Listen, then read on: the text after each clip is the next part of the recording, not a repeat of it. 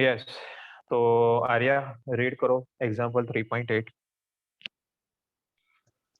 When a situation demands our immediate action, it takes some time before we really respond. Reaction time is the time a person takes to observe, think, and act. For example, dri- if a person is driving and suddenly a boy appears on the road, then the time elapsed before he slams and brakes off the car is the reaction time. Reaction time depends on complexity of the situation and on the individual. You can measure a reaction time by a simple experiment. Take a ruler and ask your friend to drop it vertically through the gap between your thumb and forefinger. After you catch it, find the distance d traveled by the ruler. In a particular case, d was found to be 21.0 centimeter. Estimate reaction time. तो question तो पूरा आप देखो, समझो question actually ये था ही नहीं।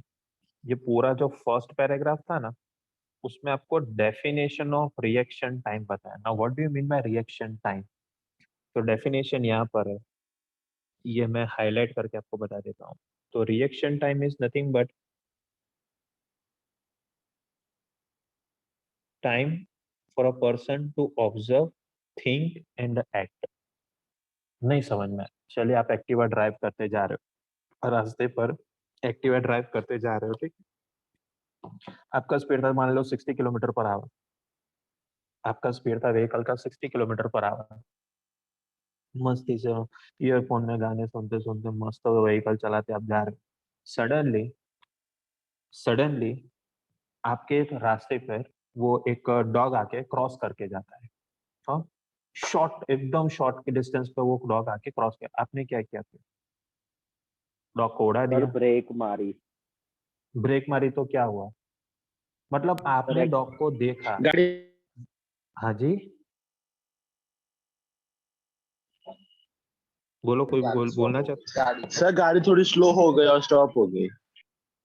हाँ, पर समझो आपने डॉग को देखा, तो आपके आईज थ्रू, यानी वो डॉग ऑब्जेक्ट है, उस ऑब्जेक्ट से जो लाइट आया वो आपके आईज थ्रू रेटिना पर गया। रेटिना से ब्रेन में जाता है थ्रू ऑप्टिक नर्व्स। ये सब कुछ आपने 10th में सीखा होगा। और रेटिना पे गया, रेटिना से ऑप्टिक नर्व थ्रू ब्रेन में गया, ब्रेन को सिग्नल मिला, अरे बाप रे ब्रेक मारो क्योंकि आगे डॉग है। तो आपने ब्रेक लगाया।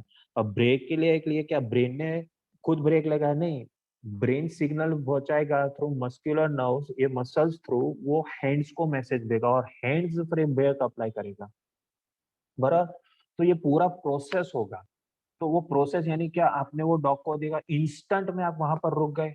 नहीं, फ्रैक्शन ऑफ सेकेंड के लिए मैसेज ब्रेन तक जाएगा, ब्रेन को फिर मसल्स के थ्रू मैसेज हाथ में पहुंचेगा, फिर आप ब्रेक अप्लाई करोगे। तो इसे कहते हैं रिएक्शन टाइम। यानी आपने देखा, सोचा और फिर एक्ट किया, ये पूरे 3 स्टेप्स के लिए जो टाइम रिक्वायर्ड हो ना, उसे रिएक्शन टाइम कहते हैं। यू काही नाही लुडू ना आहे ते थोडी मध्ये खोली तर चाल रेकॉर्डिंग ऑनलाइन चालू नहीं करता सर। रेगुलर तो गाना मारे तो मारे सर, रेकॉर्डिंग चालू। भावेश भाई, क्या हुआ? कुछ नहीं सर वो आधी चालू कर गया। नहीं समझ में आया मेरे को, क्या बोल रहे हैं आप? सर मैं क्लास अटेंड कर रहा हूँ, आधी चालू करके चला गया। चलिए, तो ये ऑब्जर्वेशन था रिएक्शन टाइम का। दूसरा एग्जांपल, मान लीजिए आज ये हमारा 8:20 को सेशन खत्म होगा। 8:21 को मैंने ग्रुप पर मैसेज डाल दिया कि 8:30 को फिजिक्स का सरप्राइज टेस्ट है। 8:30 को फिजिक्स का सरप्राइज टेस्ट। आपने मैसेज रीड किया, सोचा, और ये क्या है, 10 मिनट में टेस्ट? ये होता है रिएक्शन टाइम। क्योंकि फिजिक्स का एग्जांपल देते हैं तो सबके दिमाग में फिट ज्यादा हो जाता है। All of you understood this reaction time? देखो, Yes, sir. सोचो और एक्ट करो कि इम्प्लीमेंट करो। वो 3 स्टेप्स का जो टाइम ड्यूरेशन होगा ना, दैट इज रिएक्शन टाइम। और ये ऐसा नहीं होगा कि 5 सेकंड, 10 सेकंड, 15 सेकंड, 20 सेकंड, नहीं, hardly it will take a fraction of second, less than 1 second का टाइम होगा, पर फ्रैक्शन ऑफ सेकंड का टाइम होगा, और यही टाइम को कहते हैं रिएक्शन टाइम। बराबर। तो यहाँ पर रिएक्शन टाइम का एक डेमोन्स्ट्रेट किया है इन लोगों ने। मान लीजिए 2 पर्सन है, ये 2 पर्सन तो नहीं दिखाए, उनके हाथ दिखाए हमें। तो ये पर्सन 1 है, ये, और ये पर्सन 2। पर्सन 1 ने ये रूलर पकड़ा हुआ है, बराबर, इस पॉइंट से। नीचे वाले ने अभी ये स्केल को पकड़ा नहीं है, होल्ड नहीं किया, बस इसने ऐसा पोजीशन रखा है, उसके स्केल को उसने होल्ड करके नहीं रखा है, उसके दोनों थम्स और 4 फिंगर्स के बीच में गैप है। अब क्या होगा, ऊपर वाला फ्रेंड बोलेगा on your mark, get set,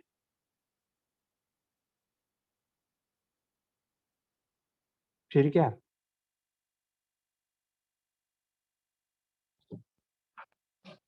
वो क्या, on your mark, get set, go. अरे जैसे ही गो बोला वो, तो दूसरे वाले पर्सन ने सुना, समझा और एक्ट किया। अरे हाँ, मुझे तो ये इसने छोड़े, ये स्केल छोड़ेगा तो मुझे पकड़ना है, बराबर। तो जैसे उसने छोड़ दिया स्केल को, दूसरा वाला पर्सन उसको ऑब्जर्व करेगा, सोचेगा, और फिर से वो स्केल पकड़ने की कोशिश करेगा, फिर से वो स्केल पकड़ने की कोशिश करेगा।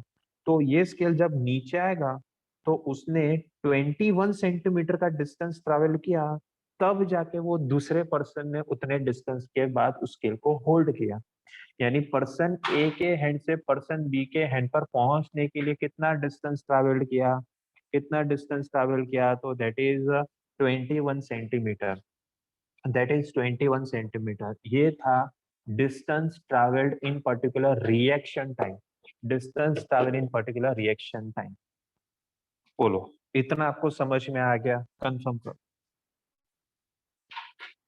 Yes, sir. यस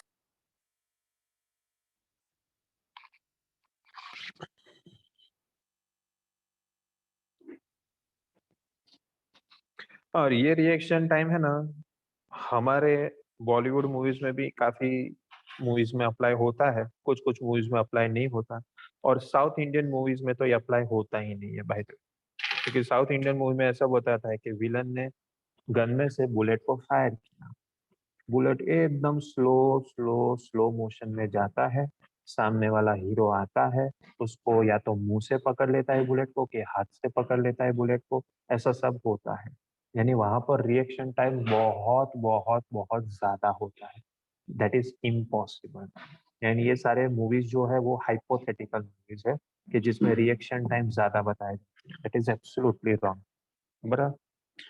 चलिए, तो मुझे फाइंड करना है कि इसने कितना टाइम लगाया 21 सेंटीमीटर डिस्टेंस ट्रैवल्ड करने के लिए। तो हम ले लेते हैं क्वेश्चन। मैं इक्वेशन लेता हूँ, second equation, d is equals to v0t plus half a t square. अब देखिए, इनिशियली स्केल तो क्या था, रेस्ट पर था, क्योंकि वो पर्सन ने स्केल को होल्ड करके रखा था। तो put a is equals to, अरे v0 इक्वल्स टू 0। फिर जैसे ही उसने स्केल को छोड़ दिया, वो तो ग्रेविटी की हेल्प से नीचे जाएगा, यानी जो भी एक्सेलरेशन होगा वो किसकी वजह से होगा, ग्रेविटी, और ग्रेविटी का एक्सेलरेशन तो हमेशा क्या होता है, माइनस जी। ग्रेविटी का एक्सेलरेशन हमेशा क्या होता है, माइनस जी। तो चलो सब्स्टिट्यूट करते हैं। तो d is equals to 0 into t plus half into a into minus g t square. पर एक साइन मैं भूल गया, किसी को पता चला कौन सा साइन मैंने यहाँ पर अभी तक नहीं लिया, कौन से क्वांटिटी में साइन कन्वेंशन मैंने अप्लाई नहीं किया अभी तक, पता चला किसी को? जी सर डिस्टेंस नहीं, डिस्टेंस नहीं बोलना है। सॉरी सर डिस्प्लेसमेंट हाँ, डिस्टेंस बोले वो तो पॉजिटिव हो जाएगा, डिस्टेंस तो हमेशा पॉजिटिव। डिस्प्लेसमेंट बोलना है आपको। तो डिस्प्लेसमेंट अगर आप कहोगे तो वो वेक्टर क्वांटिटी हो जाएगा, तो वो रेफरेंस पोजीशन से स्केल नीचे आया, नीचे आया नहीं नेगेटिव वाई डायरेक्शन में, इसलिए ये माइनस साइन। तो आप देखिए ये तो 0 हो गया, तो फॉर्मूला आपका अपडेट हो जाता है minus d equals to minus half g t square. तेरे पास भी माइनस, अरे मेरे पास भी माइनस, अरे वाह कैंसिल हो जाएगा। फिर क्या रहा इक्वेशन, मुझे टी चाहिए तो टी स्क्वायर का इक्वेशन बनाइए तो वो हो जाएगा 2d बाई जी। कितना हो जाएगा 2d बाई जी, पर ये तो टी स्क्वायर आया यार। मुझे तो क्या चाहिए, मुझे तो सिर्फ टी चाहिए, तो टी का इक्वेशन क्या बन जाएगा 2d बाई जी रूट में। चलिए वैल्यू सब्स्टिट्यूट करते हैं। 2 इंटू डिस्टेंस कितना ट्रेवल करता है 21 सेंटीमीटर, नहीं चलेगा यार। तो 21 सेंटीमीटर को मीटर में कन्वर्ट करो तो 0.21 आ जाएगा। अपॉन जी का वैल्यू कुछ ना बताया आपको तो ऑलवेज टेक 9.8। चलो सॉल्व करो। 0.21 इंटू 2 कितना हो जाएगा 0.42। 0.42 अपॉन 9.8 करो कितना है 0.42 अपॉन 9.8 करो कितना है। सर हम्म सर आपने यहाँ पे T square equals to 2d, तो d आपने डिस्टेंस अभी बोला, पर ऊपर तो आपने डिस्प्लेसमेंट बोला ना। अरे भाई वो डायरेक्शन कट हो गया ना, डायरेक्शन मैंने निकाल दिया, डायरेक्शन निकाल दो तो डिस्प्लेसमेंट का नाम क्या बन गया डिस्टेंस।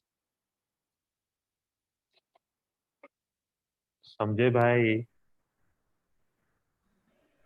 Yes sir. चलो भाई कितना है 0.0428। 0.0428571428 ऐसा कुछ आया क्या, लंबा चौड़ा आंसर आता है ना। तो रूट में 0.0428 आया बराबर। अब उसका आप रूट निकालो। 0.207। 0.207, तो हम सिर्फ 0.20 ही लेते हैं सेकेंड।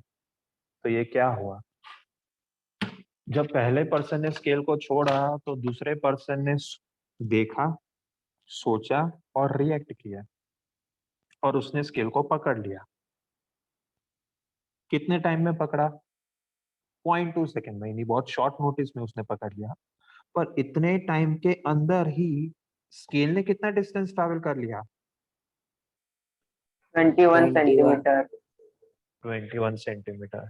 तो दिस 0.20 सेकेंड के 0.2 second is known as a reaction time. तो आप देखिए टाइम कितना 1 सेकेंड से भी बहुत कम हुआ यार ये तो ये होता है रिएक्शन टाइप। इतने शॉर्ट नोटिस में भी उसने कितना ज्यादा डिस्टेंस ट्रैवल कर दिया ये आपको समझना होता है।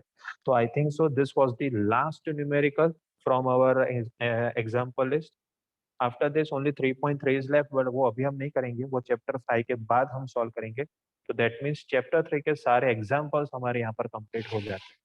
कंफर्म करो सबको ये न्यूमेरिकल समझ में आया। Yes sir. नहीं मैसेज थ्रू भाई, मैसेज थ्रू सबको मैसेज करना है।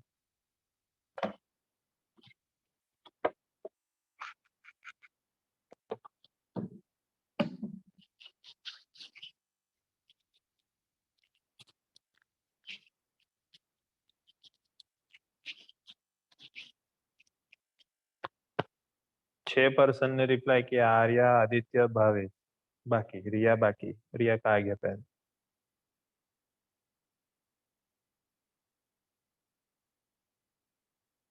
डी वाला अभी समझने मतलब क्या प्रॉब्लम है बोलना तो मैं समझा देता हूँ। सर आपने पहले डिस्प्लेसमेंट बोला, बाद में डिस्टेंस बोला, हाँ ये चलना डिस्प्लेसमेंट ही रख बस चल। I take my words back, distance नहीं डिस्प्लेसमेंट ही है, पर उसका वैल्यू कितना है 0.21 ना। यस और क्या ये स्केल जो था उसको छोड़ा तो वो 1 डायमेंशन में ही मोशन कर रहा था ना, हाँ कि ना। यस तो 1 डायमेंशन में मैंने आपको नहीं बताया था कि डिस्प्लेसमेंट का हो कि डिस्टेंस का हो, एक ही तो बात है। अभी सर। क्लियर। पर हाँ हाँ ओके सर। बोलो बोलो बोलो बोलो बोलो। नो सर, वो क्लियर हो गया। पक्का sure. Yes okay so yes please stop the recording.